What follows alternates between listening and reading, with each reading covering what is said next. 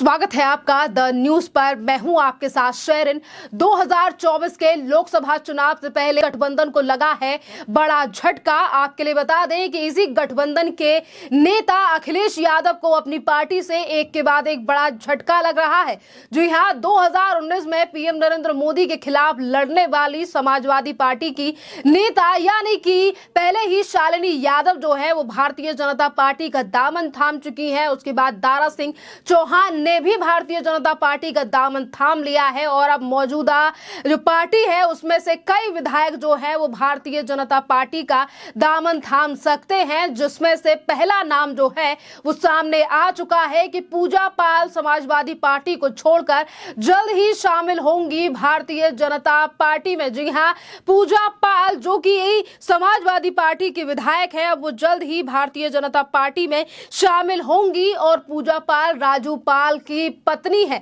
एक तरफ जो है वो एक के बाद एक बड़े विधायक हो या फिर हम बात करें कि पूर्व नेता या सांसद, आज वो भारतीय जनता पार्टी का उत्तर प्रदेश में कई राजनीतिक पार्टियों से जो है वो दामन थाम रहे हैं, चाहे वो सपा हो, बसपा हो, आरएलडी हो। तमाम विपक्षी पार्टियों के नेता आज भारतीय जनता पार्टी में शामिल होकर बीजेपी को एक बड़ी मजबूती दे रहे हैं। और वहीं अगर बात की जाए भारतीय जनता पार्टी में शामिल होने जा रही पूजा पाल की, तो अगर महिला मंत्री के नाम पर बात करें, महिला नेत्री के तौर पर इससे भारतीय जनता पार्टी को एक बड़ी मजबूती जो है वो मिलेगी। और इसी के साथ इंद्रजीत सरोज को लेकर भी खूब चर्चाएं जो है वो उत्तर प्रदेश के सियासी गलियारों में हो रही है कि ये भी समाजवादी पार्टी विधायक हैं और ये भी जल्द ही भारतीय जनता पार्टी में शामिल हो सकती हैं पूजा पाल के बाद, क्योंकि इंद्रजीत सरोज भी भारतीय जनता पार्टी के संपर्क में है। जो विपक्षी पार्टियां 2024 के चुनावों को लेकर देश की मोदी सरकार को लगातार हराने के नए नए प्रयास कर रही है, पर आज इन्हीं पार्टियों को एक के बाद एक बड़ा झटका जो है वो लगता हुआ नजर आ रहा है, क्योंकि एक नहीं दो नहीं बल्कि ऐसे 11 नेता हैं समाजवादी पार्टी के जो कि अब तक भारतीय जनता पार्टी का दामन थाम चुके हैं, समाजवादी पार्टी को छोड़ रहे हैं। उसके बाद समाजवादी पार्टी और अखिलेश यादव के ऊपर भी कई प्रहार जो हैं वो किए जा रहे हैं। जब अपनी ही पार्टी नहीं देगी साथ तो कैसे लगा पाएंगी ये विपक्षी पार्टियां 2024 में नैया पार। जी हां, क्योंकि 26 पार्टियां जो कि एकता को लेकर बड़े बड़े बयान दे रही हैं और ये कह रही हैं कि लोकतंत्र को बचाने के लिए हम तमाम राजनीतिक पार्टियां एक साथ आई हैं, पर आज यही राजनीतिक पार्टियां अपनी पार्टियों को नहीं संभाल पा रही हैं, क्योंकि एक तरफ गठबंधन है और वहीं इनकी पार्टियों में आपसी मतभेद के चलते तमाम राजनीतिक जो पार्टियां हैं उनके नेता आज इन पार्टियों का दामन छोड़कर देश की मोदी सरकार, जी हां, ये भी एक बहुत बड़ा सवाल है कि आज जो विपक्षी पार्टियां देश की मोदी सरकार के खिलाफ एक साथ खड़ी हैं, जिनका कहना है कि देश में लोकतंत्र की हत्या की जा रही है, इसीलिए हम एक साथ आए हैं, संविधान ठीक से नहीं चल रहा है, देश में तानाशाही है, पर आज इन राजनीतिक पार्टियों के जितने भी नेता आज भारतीय जनता पार्टी का दामन थाम रहे हैं वो इस बात को कह रहे हैं कि पीएम नरेंद्र मोदी और सीएम योगी आदित्यनाथ की नीतियों को देखकर आज हम भारतीय जनता पार्टी से काफी ज्यादा प्रेरित हैं कि ये पार्टी और ये सरकार जो है वो काफी ज्यादा जनता के हित में काम कर रही है। यानी कि अपनी पार्टियों की पोल पट्टी खोल रहे हैं वो नेता आज जिन पार्टियों को छोड़कर वो भारतीय जनता पार्टी का दामन थाम रहे हैं। और ये पहली बार नहीं है। देखिए, एक तरफ उत्तर प्रदेश की बात की जाए, क्योंकि उत्तर प्रदेश की राजनीति से ही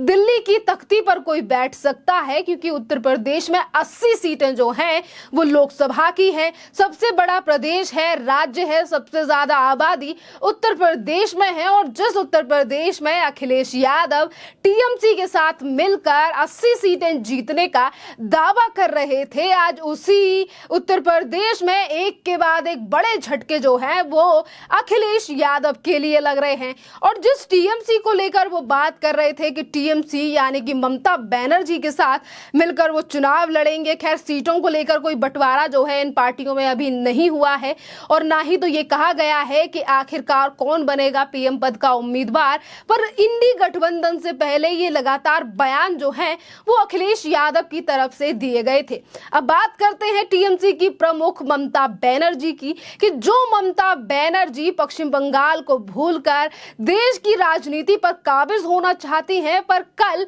इन ममता बनर्जी को भी मणिपुर से एक बड़ा झटका लगा था कि पहले प्रदेश अध्यक्ष की तरफ से इस्तीफा दे दिया गया मणिपुर में, और उसके बाद उपाध्यक्ष और उसके बाद दो और बड़े नेताओं ने कल टीएमसी से अपना इस्तीफा दे दिया। अब वहां टीएमसी मणिपुर में जो है वो टीएमसी पूरी तरीके से खत्म हो चुकी है, और इसी तरीके का कुछ हाल जो है वो सपा का दिखाई दे रहा है उत्तर प्रदेश में। और अगर इसी तरीके से हिमाचल प्रदेश में आम आदमी पार्टी की स्थिति की बात की जाए तो वहां पर आम आदमी पार्टी का भी बहुत ज्यादा बुरा हाल है। जिस तरीके से उनके खुद के कार्यकर्ता अपनी ही पार्टी को लेकर सवाल उठा रहे हैं, और कई तो ऐसे बड़े नेता और अध्यक्ष हैं जो कि पहले ही बीजेपी का दामन थाम चुके हैं और आम आदमी पार्टी को छोड़ चुके हैं। यानी कि जो पार्टियां 400 से ज्यादा सीटें जीतने का ऐलान कर रही हैं, बातें कर रही हैं कि ये इंडी अलायंस जो है वो देश की मोदी सरकार को टक्कर देगा, या फिर इस बार मोदी सरकार 2024 के चुनाव में वापस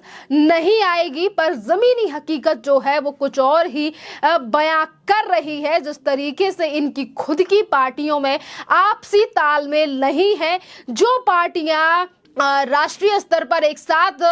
एकजुटता दिखाने की बात कर रही हैं और जो ये कह रही हैं कि हम एक साथ मिलकर चुनाव लड़ेंगे, आज इन्हीं पार्टियों में एकता नहीं दिखाई दे रही है। एक तरफ पार्टियों में फूट है तो वहीं दूसरी तरफ राज्य स्तर पर यही गठबंधन की पार्टियां एक दूसरे के ऊपर भी हमला करने से नहीं चूक रही हैं। अगर बात करें हम देश की राजधानी दिल्ली की, जी हाँ, जो कांग्रेस अरविंद केजरीवाल का साथ देने के लिए पहले ही रेडी हो चुकी है, पर आज यही कांग्रेस जो है वो पंजाब में और दिल्ली में इसी आम आदमी पार्टी के खिलाफ है, और इनके कई नेता जो हैं वो प्रखर होकर अरविंद केजरीवाल के ऊपर निशाना भी साध चुके हैं। और देश की राजधानी दिल्ली के कांग्रेस के कई बड़े नेता और पंजाब के कई बड़े नेता इस बात पर आपत्ति भी जता चुके हैं कि कांग्रेस को आम आदमी पार्टी के साथ हाथ नहीं मिलाना चाहिए था। तो इस तरीके की स्थिति जो है वो आज इन तमाम राजनीतिक पार्टियों की दिखाई दे रही है, जो कि 2024 में